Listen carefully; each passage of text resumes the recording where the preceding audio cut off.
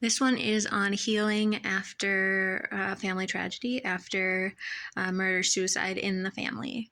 Now, this is my personal journey, and I made a video on my relationship to the family and to the incident.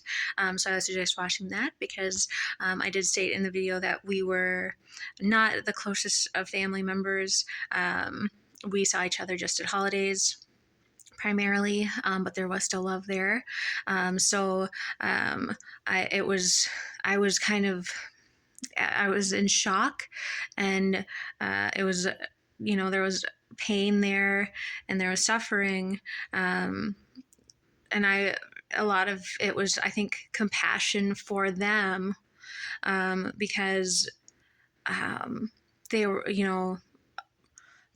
I had three cousins and an aunt and uncle, and um, and the cousins were all, they were like just teenagers, and they were just about to enter adulthood and kind of the real world, and they were just, so it was um, cool getting to see them grow up, and it was fun getting to know them and seeing that progression and seeing them change and find themselves. um, but um, but they had so much potential. They were still so young, and they had so many life decisions and big occasions, big milestones to hit. And um, you know, um, I anticipated many more holidays with them, and so kind of seeing them go far and seeing them turn into the amazing people that I know that they were, that I know that they are. So. Um, so it was very, very tough. Just, they were just gone, and they were amazing people with so much potential. Um, the first thing that is, it's just shock and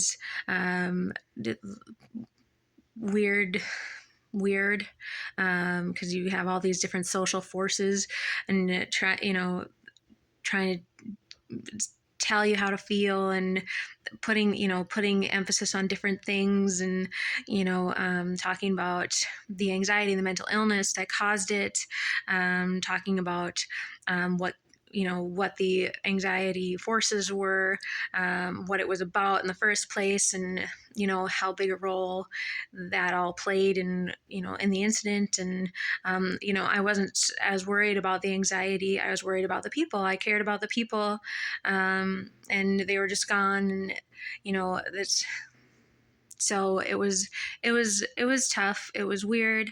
I know it was weird telling everyone, and of course it was in the news. So I kind of like told my boss, and I don't know, I wasn't going to be in work the next day.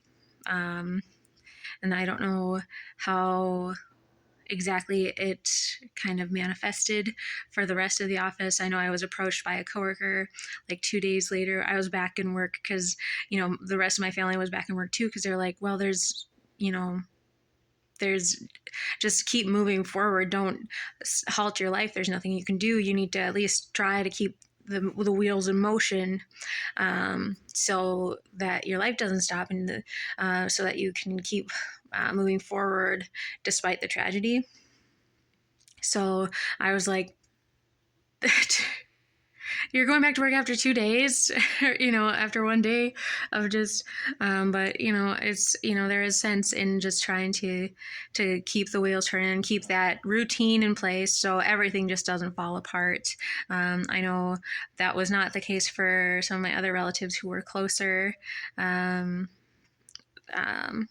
but tried to keep life as normal as possible. So I was back in work, and so I don't really know if I think my boss did send out kind of a group email, just saying, kind of just, I don't remember, but it was weird. I was approached, someone wanted to kind of gossip about it, and I was not in that headspace. But so the coworkers were, there was a sympathy card, and that was very kind. It was very generous of them to put that together.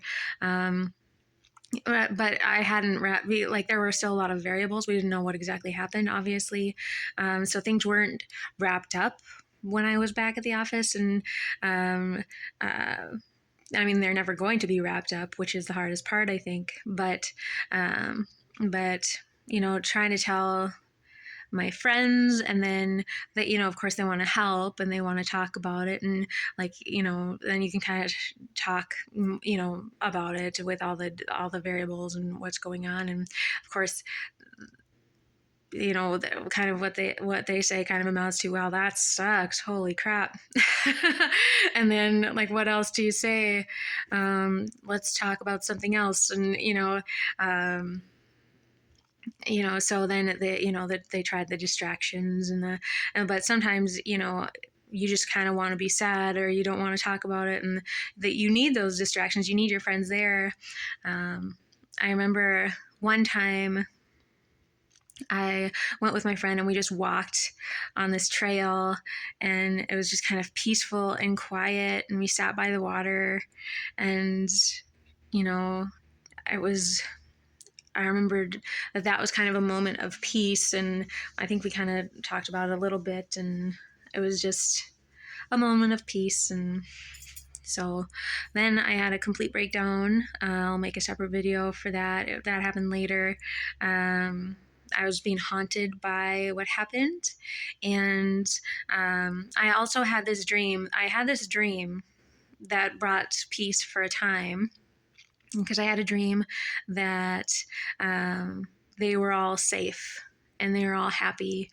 And I woke up that night and I just cried, because that is exactly what I needed to hear. And that's exactly what I wanted. I came up with this theory that they were in the witness protection program, and they were safe, and we just had to, because and so I guess that was, that gave me some peace too. And like, well, this probably wouldn't happen. And, if they, this was so out of character and this never would have happened, they had to go under the radar, and they're probably just fine. Um, so that gave peace for a while, but I did end up having a little bit of a mental health breakdown, and I went to therapy. I had 3 free sessions, so I tried that, and I wasn't ready to talk at the time. I couldn't open up about anything, how I was feeling. I wasn't ready, so that she suggested that I find religion, that I try meditation, then I get a massage.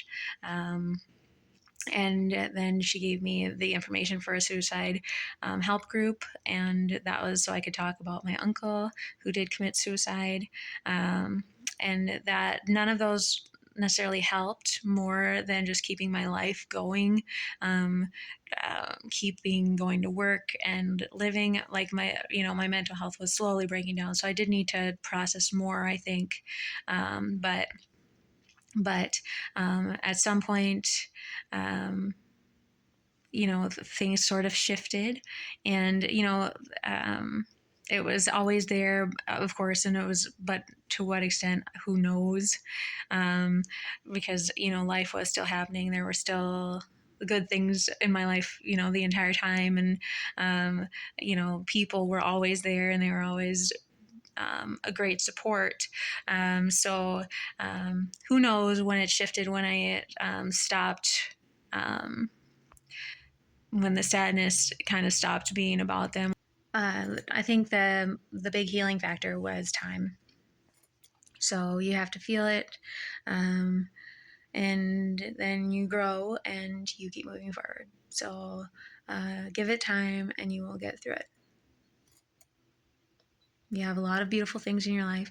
You have a lot of things that are there, that you care about. A lot of people care about you, and they want you to move forward too. They want you to find happiness again. They want you to continue with the happiness that you have.